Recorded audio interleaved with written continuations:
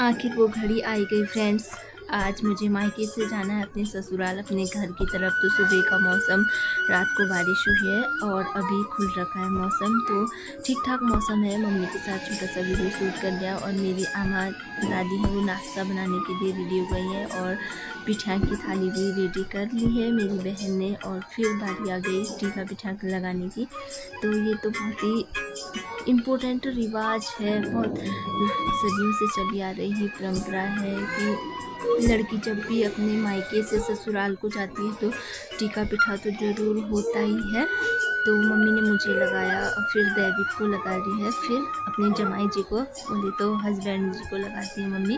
दैविक कह रहे हैं कि पापा को भी लगाओ, मुझे मत लगाओ पहले, पापा को लगाओ पहले, कह रहा है दैविक।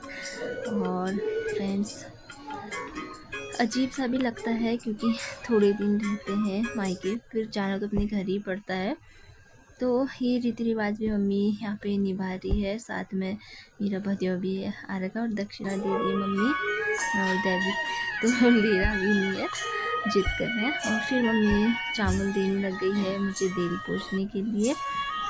इन्हीं दरवाज़ों में पले बड़े, यहीं खेला कूदा और यहाँ से विदाई लेना भी ज़रूरी है। तो ये पूछ के सदा इन दरवाजे खुले रहें, सदा इन दरवाज़ों में हंसी खुशी बनी रही, और यही कामना हम लड़कियों की होती है।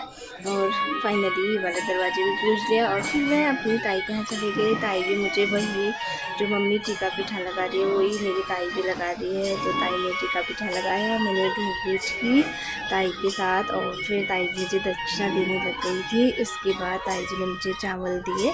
चावल देने के बाद मैंने सबसे पहले मंदिर में पूजा की, जो मेरी ताई लोगों का मंदिर है, और फिर उसके बाद दरवाजे पूजूंगी मैं। हमेशा मायके वाले खुश रहें, ये कामना एक लड़की की होती है क्योंकि अच्छा लगता है लड़की को भी।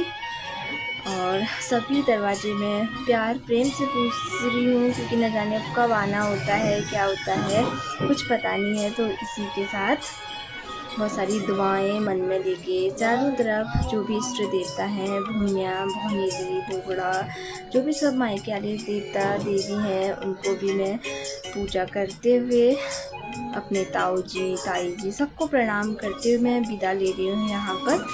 और साथ में फिर थोड़ी देर बाद मेरी ताई को भी आने का प्लान बन गया। मेरा बैग भारी देखते हुए मुझे पैदल यहाँ से जाना पड़ेगा 1-1.5 घंटे नीचे, क्योंकि ऊपर वाली रोड ख़राब है तो कच्ची रोड, पैदल ही जाना पड़ेगा। यहाँ पे सभी लोगों से विदा लेते हुए सबसे ज़्यादा आमा यहाँ पे भावुक हो रही है क्योंकि आमा की ही गोद में मैं पली बड़ी हूँ, तो इसीलिए।